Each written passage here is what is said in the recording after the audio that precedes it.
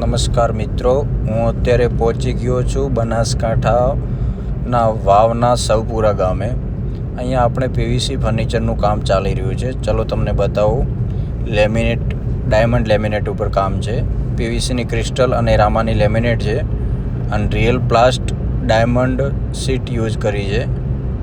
બહુ જ સારી સીટ આવે છે, સારા બજેટમાં અને સારું ફર્નિચર લકડા જેવું જ બને છે.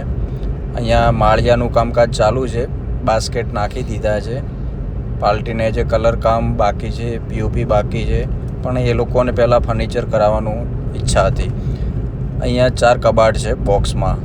આ સોલિડમાં અમે લીધું છે, WPCમાં. આ ડાયમંડ લેમિનેટમાં છે. આ બેડરૂમમાં ઓનલી ફોર માળિયું છે, એ ડાયમંડ લેમિનેટ ઉપર છે. રામા પીવીસીની લેમિનેટ યુઝ કરી છે.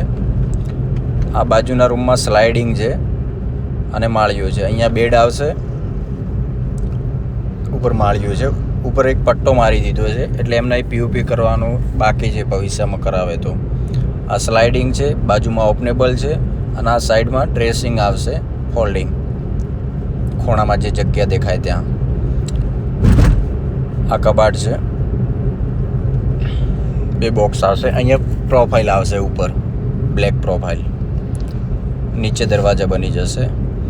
આમાં બી સેમ જ છે, સ્લાઇડિંગ ઓપનેબલ કબાટ, ઉપર માળિયું, સાઈડમાં ડ્રેસિંગ આવશે, ફોલ્ડિંગ. કલર કોમ્બિનેશન બંને સેમ જ છે, લાઇટ ડાર્કનું.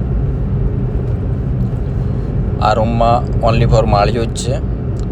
આ સીટ ઉપર રિયલ પ્લાસ્ટ ડાયમંડ કંપનીની છે. ચલો તમને અહીંયા બીજું એક કિચન બતાવું.